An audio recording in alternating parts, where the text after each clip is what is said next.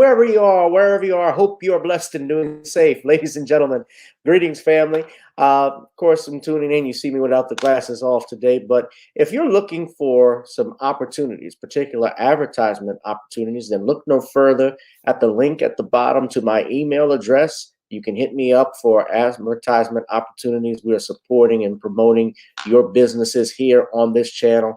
You can also, if you would like to donate and subscribe to our Patreon, a link is at the bottom as well. So you have multiple ways in which you can advertise with the platform by emailing me when we go on through our live stream. You also have access to premium content, those that want to see premium content that you will not find here on YouTube or Facebook or Twitter, as I am suspended probably by now. You guys can check out the Patreon at link at the bottom. But advertisement opportunities, definitely email me, gavin.grich1@gmail.com for rates. And for the Patreon, it is the same as the YouTube channel. It is channel gboot2786. All right, I'll holla. Peace.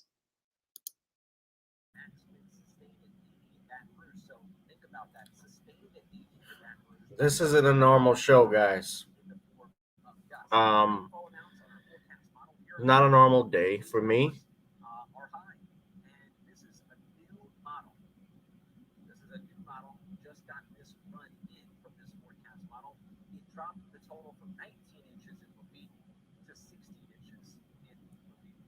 Yes, I'm fine, Black Voltron. Thank you for asking. We're still talking a significant flash flood threat. Areas within the shaded area in yellow indicates 10 to 15-inch rainfall amounts possible over a large section of both the South Shore and the North Shore, in addition to the tornado threat. Here's a look at what we've been seeing. I got out. I've been showing this graphic all morning. You can see that. Doc Boss, I could really give a shit whether it's weather warfare or not right now, man. What difference does it make? Yeah, they could be making weapons about it. That's not why I'm here. Regardless, hurricanes have been around for a long time, man. What difference does it make right now? What that means to me, and I'm away from my home. If they created the hurricane or they didn't.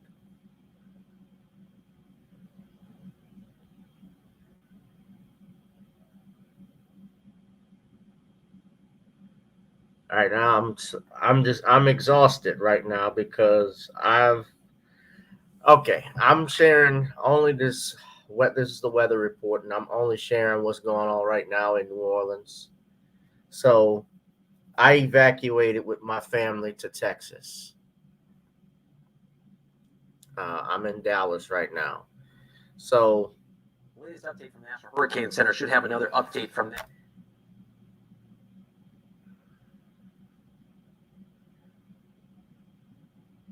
Are we good, Gretchen? That's the Jefferson Parish. Okay, good afternoon, everyone. We are here at the emergency 7 Tamika, I'm going to toss it over to you. We'll have more information, and we'll get the latest update from the National Hurricane Center. Should have another update from them. Okay, I don't know what's going on with that. Hold on a second. All right, I'm not the pretty... I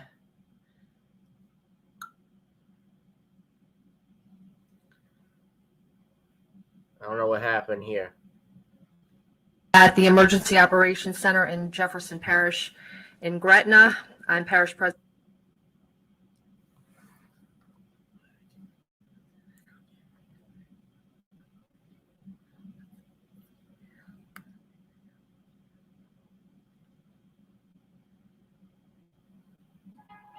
All right, I don't know what happened with the video. Look.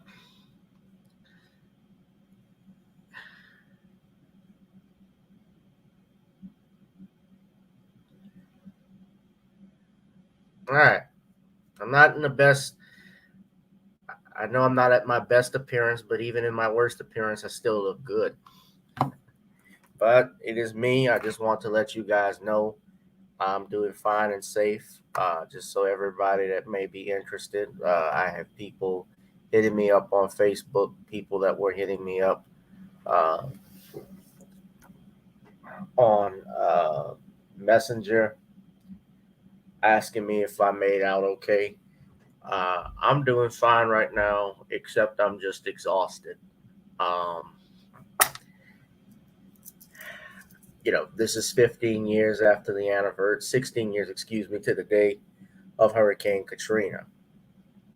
And when I was packing for this storm, I was having flashbacks. And if you're not from New Orleans, you may not understand this.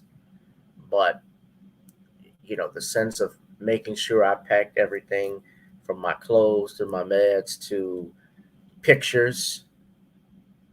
That was the first thing I grabbed was uh, my pictures and my videos because those things can't be replaced. Pictures of your family members. My mom tells me the story, especially when Hurricane Betsy came to New Orleans. Then that was actually the last storm that directly hit New Orleans, except from last year. Last year was Hurricane Beta that hit us directly, but that was a category 2. We stayed for that. But Hurricane Betsy was the last storm really that impacted New Orleans directly, like actually hit New Orleans. Katrina didn't hit New Orleans, it hit the Gulf. And to this day, this is the anniversary of Katrina. And Hurricane Ida apparently went west of New Orleans. And this actually can cause even more damage because the way that the storm works is that the northeast quadrant of the hurricane, which is the northeast quadrant of the eye wall, is the worst part because as it moves ashore and it turns in that counterclockwise motion, water is being pushed down into the lake and water is also being pushed up into the lake, especially when it's rotating, moving. So you're getting hit from 2 different sides, all in between, depending on how fast the storm is. But just think of that for hours on end. Imagine if this shit was stationary. Now, so far, I've checked on my house. It looks like everything is okay as of right now. But when the storm goes to the North Shore, meaning it's going to go back northeast, that may be a problem. So I don't know just yet. And yeah, I still believe that something nefarious happened with Katrina with those levees. Yeah, I still believe that. And I did a live stream on the anniversary last year about Katrina. And there are videos, some documentaries you could watch, especially when I covered my book. And you all should go check out my book that I wrote here. I'll share it with you. Hold on a second.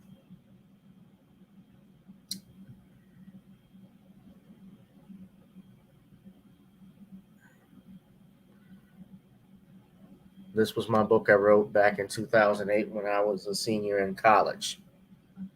Eyes have not seen, ears have not heard. And 2.5 years of research compiled into that. And I interviewed countless people that were there during Katrina. I interviewed Dick Gregory. I might go ahead and just upload that so y'all could hear and see the video I did back in my apartment with Dick Gregory. I had him on the phone. We were talking about Katrina and the hurricane and Martin Luther King, Malcolm X, a whole bunch of things. Shout out to you, Judah Queen. Right. And the Mississippi River Gulf Outlet. Now they have the locks on the levees now. I mean, they built a wall that will protect the water from coming up through the Mississippi River Gulf Outlet. The only problem is that you can't do anything about Lake Pontchartrain either.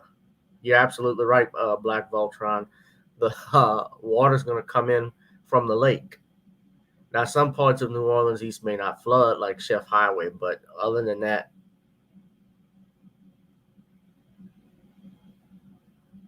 yeah, Tariq talks about it. I've spoken about it, but when you look at, and why I always suspected they did something, is the fact that immediately after or during this, most people don't know that Ray Nagin had a meeting with some business leaders in Dallas that September, right after Katrina happened, like immediately that week. And they told Nagin that they wanted to see a much smaller New Orleans. I remember when they had this, y'all ever heard of this Bring Back New Orleans Commission? Uh, the Bring Back New Orleans Commission that featured, uh, Archbishop Francis Hughes, Norman Francis was on that board, as well as Anthony Mackie's brother, Calvin Mackie, who's a professor. All these Negroes. I think Winston Marsalis was on there, if I'm not mistaken. All these people that were on there, and the recommendation of the committee, maybe not those as individuals, but they were on that board. They wanted to not bring back New Orleans East and the Lower Ninth Ward. And y'all remember when Ray Nagin made the comment about this city will be chocolate at the end of the day at the Martin Luther King March back in 2006. And he caught flack for that. Hold on, let me see if I can play it. We as black people, it's time. It's time for us to come together. It's time for us to rebuild a New Orleans, the one that should be a chocolate New Orleans. And I don't care what people are saying uptown or wherever they are. This city will be chocolate at the end of the day.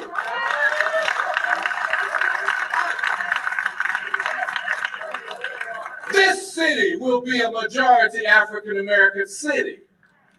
It's the way God wants it to be. You can't have New Orleans no other way. It wouldn't be New Orleans. It's part of our culture to talk about chocolate cities.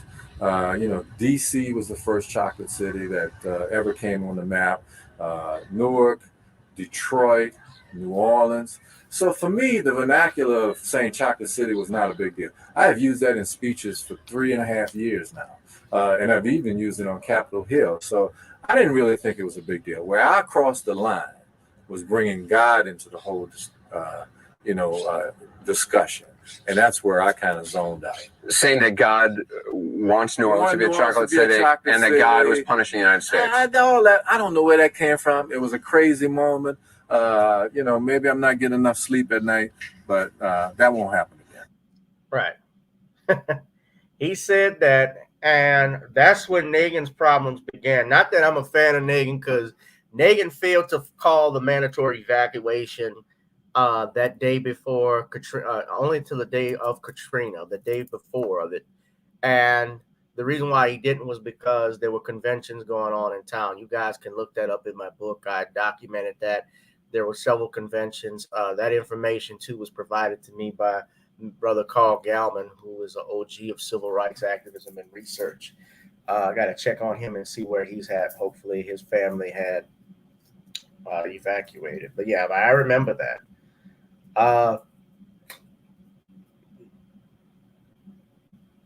And Nagin got punished. He got caught up in that scandal, supposedly taking bribes and so forth. But a lot of people suspect they went after him because of the Chocolate City remark. The men who killed, I wasn't going to use this. I actually wasn't going to do a long video, and I don't intend to do a long live stream today. Just going back over Katrina, because it does get difficult for me from time to time talking about some of this stuff. Because like I said, when I was packing my things, I just was having flashbacks, because I remember leaving early that morning, having to pack my clothes, I was the one in the family that practically packed 50% of my stuff. All my clothes I brought, my electronics. I bought my video games. I couldn't take the TVs or anything like that, but we took our computer. We took my mom. She got the pictures and photo albums. We had our video cameras. We took anything with memories on it like that. I took, and I made sure I took that with me this time. But yeah, you gotta take your pictures. You also, and let me say this, bro. I see brother. Uh, how you doing, Judah Queen? Yeah, Baba Rashan.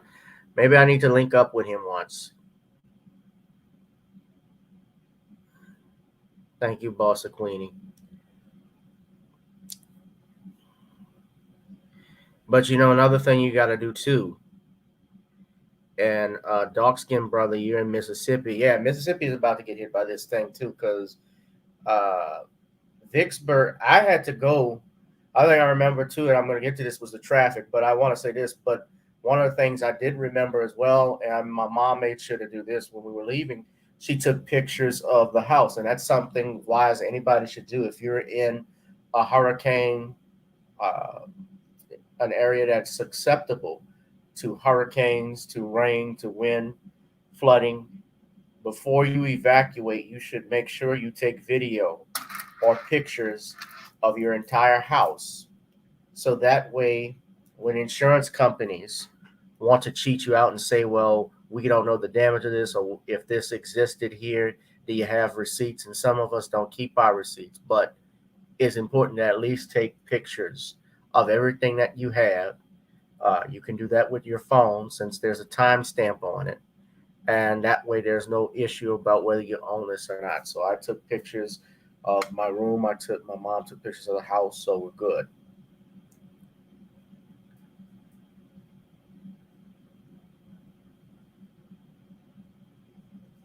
But going back to the traffic jam stuff, I remember traffic was bad this time around going I-10. People will go, see, this is another problem too. And this is another thing that reminds me of Katrina, being on the traffic being gridlocked. During Katrina, they authorized contraflow. They didn't do it this time with Ida. The mayor, and I watched her on Friday night say, TD Cantrell say that she was not calling a mandatory evacuation, claiming there wasn't enough time. And I think that I know people that work in her administration, so I'm trying to preface my comments. But I think this was complete utter bullshit. That a mandatory evacuation was not called in. Somebody ought to be called out. Whoever works on that emergency management team ought to be called out on it. Because for a whole week we've seen this storm, and it did kind of pop out of nowhere. But whenever a storm enters into the Yucatan, the Gulf, you should be on high alert. And these are lessons that have not been learned since Katrina. And even with Katrina, they had advanced information about how bad this storm was going to be. They had mock hurricanes like Hurricane Pam, which went over the damage, the extent of damage that would happen in the New Orleans area, how much money was needed, how much damage was going to be, the casualties that were lost, the people that weren't able to evacuate, how many people would not be able to evacuate. They knew all of this stuff. But with this thing with the contraflow, what I ended up doing to get to Dallas, I had to take I-55 north and go through Hammond, Kentwood, as well as, and then getting up to Mississippi through Vicksburg, then turning left to Jackson, Mississippi, going back into Louisiana, going through Monroe, Shreveport, and eventually I ended up in Dallas. That's traditionally the way that you have to do it, because I-40, if you were going I-10 westbound, it was going to be bad. We're just talking about the Hurricane Butterfly 70.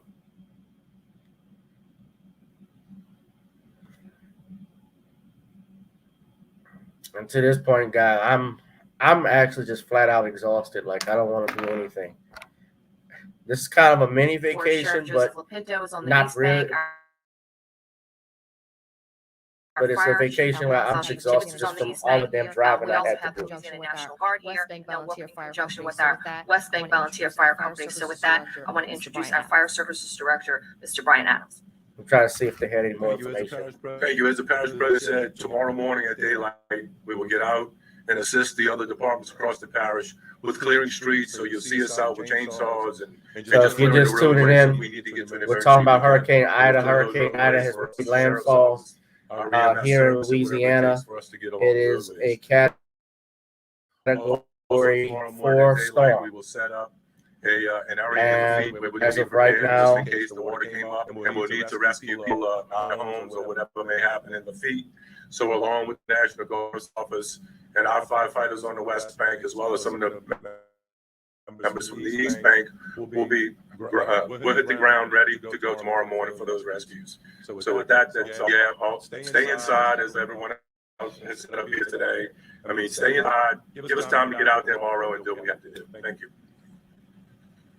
Okay, obviously, our council members is the governing authority in Jefferson Parish. We're very nothing more to fortunate report on that it they right are, now. Working with us, their staffs are out. They've been out all morning. So with that, our council chairman, Councilman Scott Walker, will address you, followed by Councilman at Large for Division B, Ricky Template, and then Councilman for District 2, Dino Bonanno, and then Councilman for District 3, Councilman Byron Lee. Thank you very much, Madam President. I'll be brief. Again, there's not much more that I can say today that I haven't said the past 2 days, except to repeat a couple of things. Here at the EOC in Gretna, we get a nice snapshot of what's going on in the parish. And what we see right now, as you've heard, is that Grand Isle and Lafitte are dealing with a lot, and they're going to continue to deal with a lot. And what they're dealing with now is going to affect us later in the day. So while it might not look terrible outside in Upper Jefferson right now, it will be terrible at some point in the day. So do not think that because this has made landfall and you're seeing Grand Isle and Lafitte get hammered, that you're Grand not Isle always later gets in the hammered day as well. It is coming, and conditions will quickly deteriorate in Upper Jefferson Parish as the day moves on. We are here at the EOC. My fellow council members have been on the phone and on the internet and answering emails and monitoring social media, and that's what we're here to do. So if you have problems, contact us. We're here, we're listening, and we're ready to help you get through any troubles that you may have. But this is far from over. As Mr. Adams said, please stay inside. Don't make it more difficult on our first responders, and please stay safe. Thank you. Okay. Thank you, Mr. Chairman. He spoke on behalf of our council members. As I mentioned, Councilman Edwards, I've been in touch with him in District 1, Councilman Van Rankin and Councilman Impastato on the East Bank, and they really should not be coming over to the West Bank right now. It is not safe conditions. So with that, does anybody have any questions, Rena? That's the parish president of Jefferson speaking right now. It's difficult. No, we were in touch with our our firefighters in Grand Isle. We were glad that we were still in touch with them, but everybody is inside, so it's a little bit too early to understand what's going on. Mayor Carmadel told me last night that in addition to the first responders that are on the island, he thinks that, a total of 40 people are there, but everybody is, as I said, we're getting requests for rescue, but I do not know the status of those people, and I don't know if even they know the status of those people. The first responders on the island know that yet. All right, I'm gonna pause that for a minute, but I want to show you guys something right quick. Very bad. We have To answer your question, let me just mute it right quick. Stress in your skin. It goes to the ads there. So you answer your question on the main roads, still visible. Someone, I don't know exactly.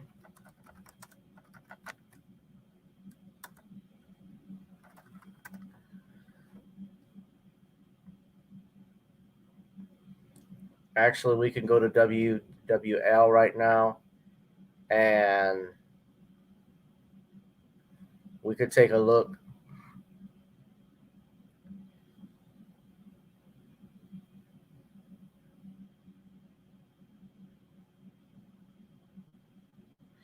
As of right now, I don't hear anything about flooding. If Please. you're talking about Grand Isle or stuff like that, Grand Isle is actually at a low point. It's practically right there on the Gulf Coast, right? The Gulf of Mexico butterfly. So it's like literally right there. Let me see if I can. I'm not gonna be too long, guys. I'm just I'm flat out exhausted. Y'all have no idea. 10 hours driving. And what I was gonna say was that contraflow, which happens in during a storm, all traffic that's going into a city that is under a mandatory evacuation, they will stop traffic from coming in there on the opposite side of the nearest expressway or I-10. So what they do is they'll use, for instance, if you're coming into New Orleans from the I-10 eastbound, that will be closed off, and they will open lanes eastbound so that more people can get out in that direction, and then they can just from a certain point exit, they get back on I-10 West. That's what they will do. That was not done during this time. They did it during Katrina, and I remember they did it with Ivan, but we all ended up going north for Katrina. So let me see if I can show. Have begun. Most of them right now are in the Grand Isle area and the lower part of Jefferson Parish. Places like Lafitte, Barrett's conditions there are deteriorating. They talked a little bit about what Grand Isle has already seen. They had some pretty high winds there, very high winds there. Multiple people who did elect to stay on Jefferson Grand Parish Isle have called 911, but they don't know if those people were able to get help. There's about 40 people in total on the island. About half of them are first responders. And they say that those kind of conditions are going to be slowly moving north through Jefferson Parish. So even if it looks okay right now, stay home. This is the time to stay inside because things will be changing rapidly from here. I think another thing that we heard from Jefferson Parish officials is that as of right now, there's already 6 feet of water. You over can see the cars on the street. No way in and out. So that's not Jefferson Parish. That looks uptown. First responders who are on the island are really responsible for, are going to be responsible for getting those people out. But they said, they sort of gave a warning about this 2 days ago that if you're going to stay, it may be a while before first responders can get to you because they cannot get to you when it's not safe. Yeah, and this looks like we're showing Carrollton Avenue. That's Carrollton, yeah. That's driving down Carrollton. You can see all the limbs down, things like that. Power is a huge problem already. Yeah, and as Chris was mentioning, power has gone out in some places. The pumps are turned. Pumps are not working. The pumps weren't working in Lakeview. I know one of the pumps in New Orleans East wasn't working before that, man. Hunters, they just fucking neglected continuing to fly into the center of the storm as it makes landfall. But our radar wind estimates, we use velocities to actually see what the wind speeds are, and it certainly looked like around Cocodritz, where we were looking at those cameras out at the Lumcon facility, we're at 130 miles an hour. So certainly 130, 130 to 150, we can verify. And you just see here in the city, and again, this is, as you mentioned, that's along St. Charles Avenue. Carrollton, actually. Carrollton, I apologize. They've only come up to about 40 miles an hour. Now, we are getting gusts up over 60 miles an hour, and that is also causing the damage. But right now, the sustained winds here in the city, in perspective, are not that bad, and they are going to get worse. We've been looking at our transmitter camera on the West Bank, looking back toward the city. I mean, it is rocking everything in our building. This is courtesy of WWL. Again, so I showed WGNL, and again, it's being shown for news and commentary purposes only. Fair use act of 1976. An extreme wind warning. We do not see those issued.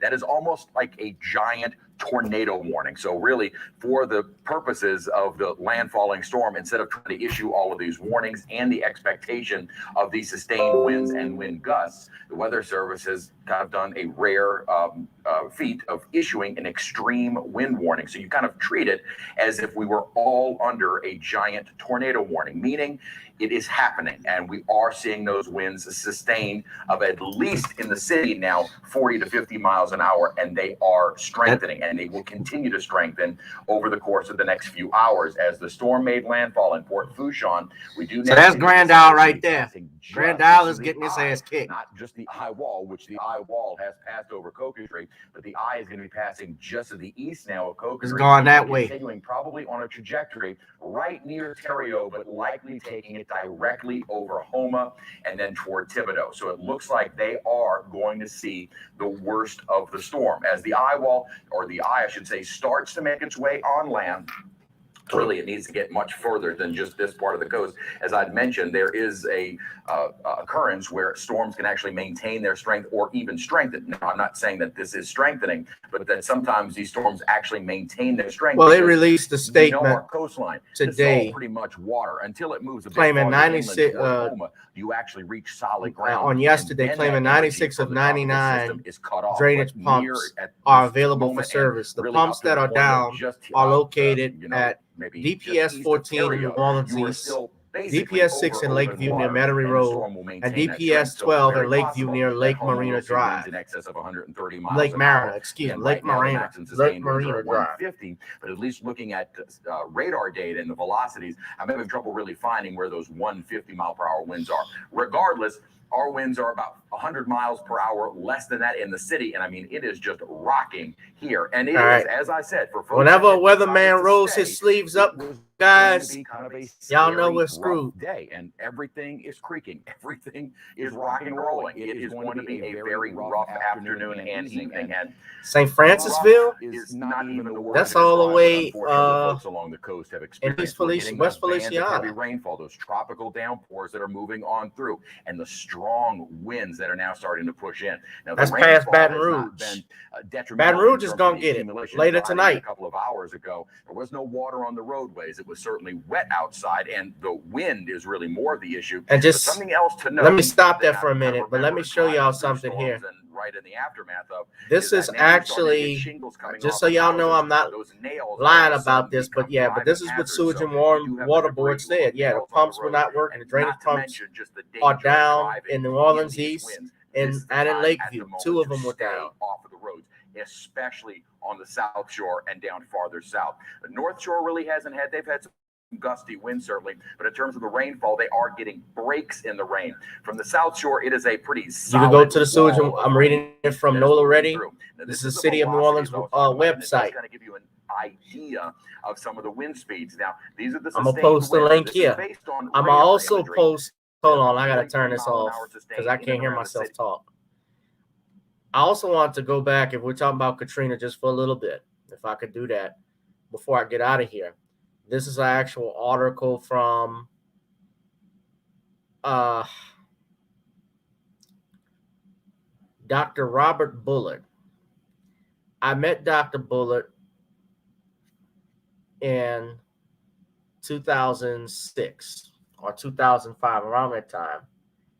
And he wrote, you can't find it on a website, but this is a 20-point plan to destroy Black New Orleans after Katrina, revisited 5 years later. So I actually met Dr. Bullitt, and he is a expert. He's a professor. I believe he was tenured at one point at Clark Atlanta, if I'm not mistaken. And he wrote the book, Race, Place, and Environmental Justice After Hurricane Katrina, Struggles to Reclaim, Rebuild, and Revitalize New Orleans and the Gulf Coast. And Dr. Bullitt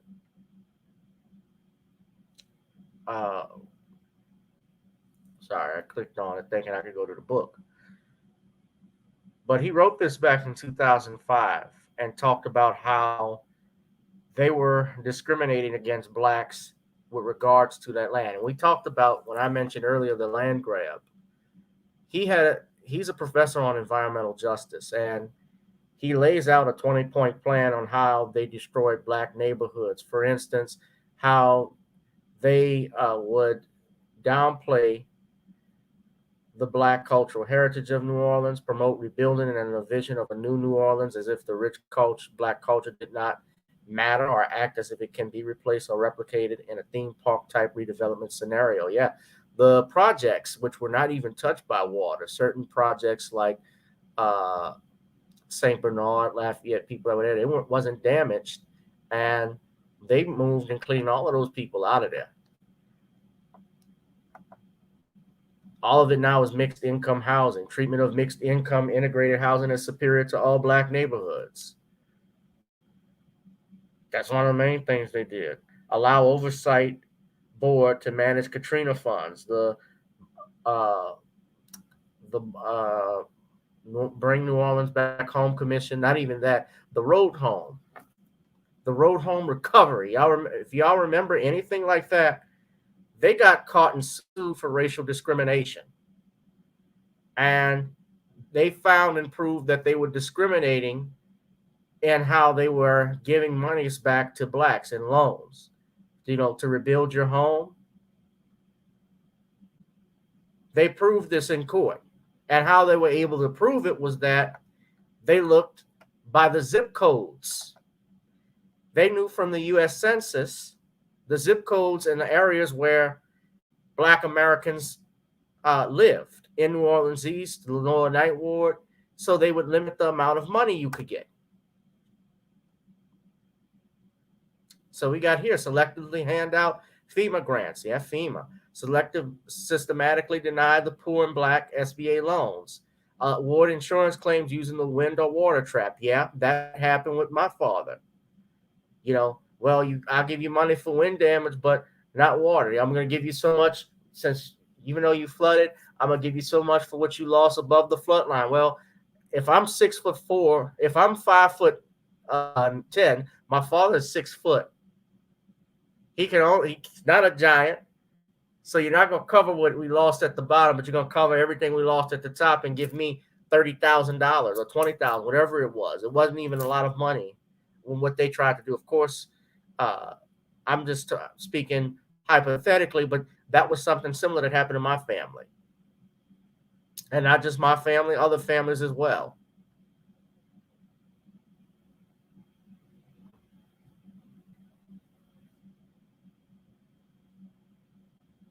Apply eminent domain as a black land grab. Yep. They wanted to do that. Keep evacuees away from New Orleans. Remember, we had people that were we had evacuees going as far, not just in Houston and Dallas, but we had people going all the way to Hawaii. People being flown to Hawaii. People being flown to Washington, California, Atlanta, everywhere. Everybody was dispersed. Keep them Negroes as far away from us as possible. They ain't gonna mess up getting this land. And even though it didn't work out the way that they did to a certain degree, they have just been negligent in how they have handled the city of New Orleans. Look at New Orleans East. I've told y'all about this. How bad the area is.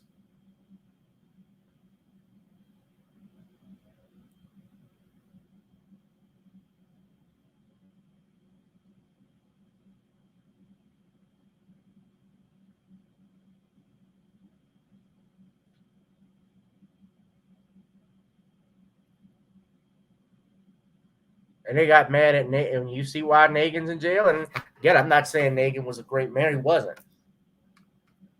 But, he had to fight for that. You have people I got family out in, before Katrina, I have family that live out in LA and on the West Coast. Yeah. People that are in Oakland out there, Black Voltron. I'm looking at Black Voltron and I'm wondering, Voltron, how you know so much about Lake Borgne and Lake Pontchartrain? So I guess you've been talking to your neighbors. If you had people from New Orleans talking about what's going on in Oakland, that live out there in Oakland. Guys, I'm going to continue to monitor everything. I'm going to get ready to get out of here because I'm going to go check on my family. I have the hotel here, but hopefully this thing is not bad. I'm thinking all we're going to get is wind and rain and power outages as of right now. I'm praying that it doesn't get worse, but, I'm not God. And yes, I'm aware of HAARP. Even the word Katrina is a Russian word that means to cleanse. That's where it comes from. So I'm aware of all of that stuff, and I've heard of HAARP, but at this rate, it doesn't even matter. What does it do for me?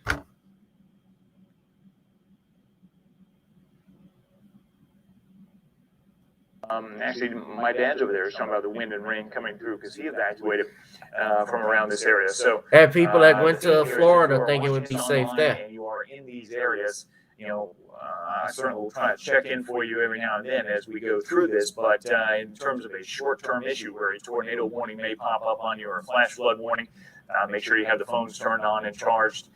Make sure you have, if you have a radar app, be checking that every now and then. Keep it on a local media station over there, some way that you could get, a recent warning, because we have so many people from this area I know that have evacuated in that direction. As is usually the case, if you evacuated on the western side of things, you're looking pretty good because we don't really have anything off to the west right now. And as we said, over towards Lafayette and westward, you're just not going to have any issues with this, especially now on the current track, which takes this most likely up between Baton Rouge and Hammond. So at the end of the day, you have a tremendously strong storm system that continues to move inland here at this point. Turn off the storm report so we can get a little bit better look at the structure Clinton, of this, Louisiana. I'm well aware of Clinton. Nothing short of impressive. At the end of the day, if you have a That's strong around Category 4 storm, it's likely going to be an impressive-looking system. That's East Feliciana. Sometimes we don't get that right at landfall, but we now have that just peak scenario here, which pretty much was our worst-case thought coming into this, to where I don't think anybody's getting necessarily 30 to 30 feet of surge out of this. But at this point, we are looking at a significant amount of storm surge. All of these areas outside the levee system, of course, and east of the center. This has been very well forecast by the Hurricane Center. Yes, I remember, JE. Local media. Yeah, most definitely. It took over. But that doesn't mean it's any easier to take, really. And so we're certainly looking at just some devastating conditions here across a good portion of the immediate coastal areas of southeast Louisiana as this system continues to move onshore. And you can still see those rings. That eye wall is maintaining itself pretty well here. Let me stop playing this one. Let me show y'all WWL, because they actually got video footage from the storm. Hold on. What's outside New Orleans right now, so you all can see that. Hold on, let's see. Stay inside until the storm has passed. That's going to continue.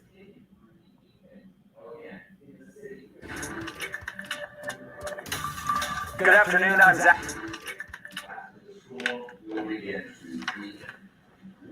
From WWL TV, this is continuing coverage of Hurricane Ida. Good afternoon, I'm Zach Howard. And so as we go through the next question, really through almost to us, so they had a video camera of it.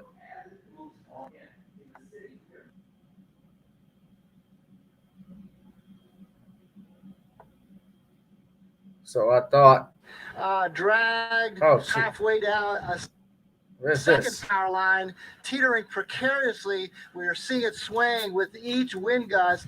And this is just an example of what we continue to hear about the deteriorating conditions, even here in New Orleans, where we're not getting the eye, but those 50 to 60 mile an hour gusts, whatever takes you down a power line, is creating very, very precarious conditions.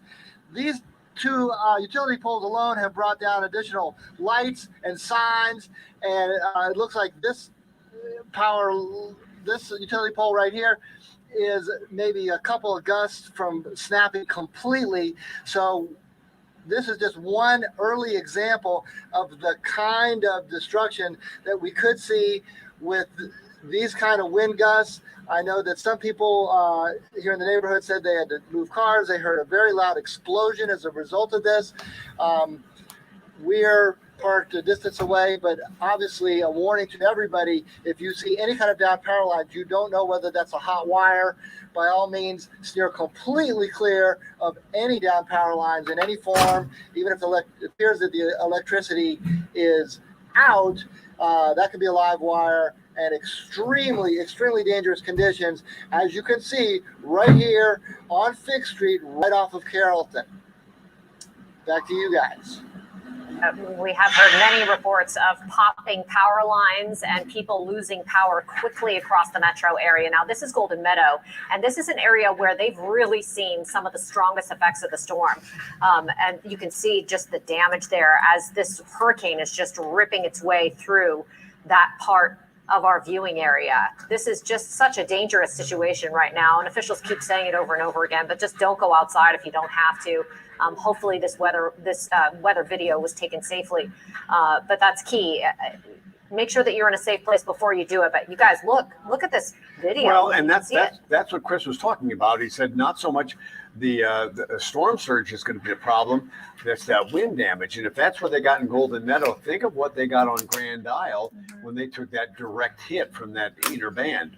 Yeah, it's got to be just unreal at this point. It has to be unreal. And now we're seeing it in other areas too. We're on Twitter here. We're hearing about trees down on blocking roads in Kenner already. I've seen videos of trees coming down in backyards in New Orleans, and also power poles, just like we saw with Mike Pearlstein in Algiers, down blocking roadways as well. And we're not even seeing the full brunt of this. Yeah, actually, I think Mike was on Fig Street in Uptown. Yeah, it's unreal considering that this is not the worst of what we're going to see moving forward as the storm continues to make its way toward the New Orleans area. Yeah, and as we sit here in the building, you can hear it sounds like the roof is shaking. It does. It's crazy. And again, this isn't even the worst of it. No. Can't say it enough because it's just going to get worse. Well, yeah, and it's going to deteriorate as the day goes on. And we're talking about some of the problems we will run into. I mean, it's going to be power outages all over the place. We've already had more than 200,000 reported, 190,000, I think, in just the metro area. Right, and the damage is already beginning across the metro New Orleans area. Adriana Dalba is with one of our sister stations. She's here helping us cover this storm. She is joining us near I-10 at Orleans, where there's some damage there already as well. Yes. Hey, that's exactly right. You talk about conditions starting to worsen, and let me show you a perfect example of that. We were just getting ready to hop on I-10 heading westbound. This is off of Orleans Avenue, and as we drove onto the entrance onto the interstate, I want to kind of take you through and show you there's just debris all over the ground and just tree limbs falling. But this over here, this is the true issue that we just saw, is this massive right across the entrance to the interstate. So there's no way to get onto the interstate. It's totally blocking this side of the road. We've seen drivers since we got here some trying to go the opposite way and cross over, which first of all, we're out here doing our jobs. We're trying to stay safe, trying to keep people informed, show you what's going on. But people who are out driving, that's the last thing you should be doing right now, is being out on these roads, especially on the opposite side of the road. But that is just one example of, those dangerous road conditions that we're starting to see. It's not the only issue, because all around us, including here, just right off of the I-10 westbound entrance and underneath the Claiborne Bridge, the street lights are completely off. We ran into an issue coming here when this car just completely zipped through. All right, that's enough of that. The street yeah, man, y'all lights, see that Orleans, the wind. We're getting a lot of wind damage out there in New Orleans. Right now it's raining. Main thing I'm worried about is flooding. I can deal with the wind and rain. When it floods is when it's worse, man. But I'm going to end this live stream right now, guys. I'll continue to let y'all know how I'm doing when I get back. You guys be safe, be blessed. Anybody that stayed in New Orleans, you can provide me with updates of what's going on. Y'all can actually just hit me up. You have the email link. You can also hit me up.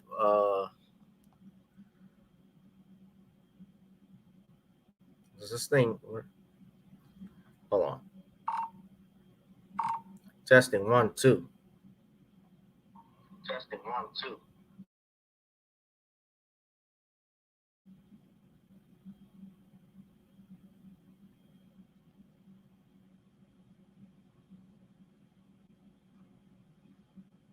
Trying to hit me up on this thing called what's this called? Zello. Same number, GBoot2786. If y'all had any questions or anything like that. GBoot2786. I'll be on here if my phone's not working. So y'all just let me know if you want to check up on me. But I'm doing fine so far, y'all. I appreciate it. Yeah, let me go on, check on my family, guys. Y'all be safe and be blessed and enjoy yourselves, all right? I'll holla. Peace.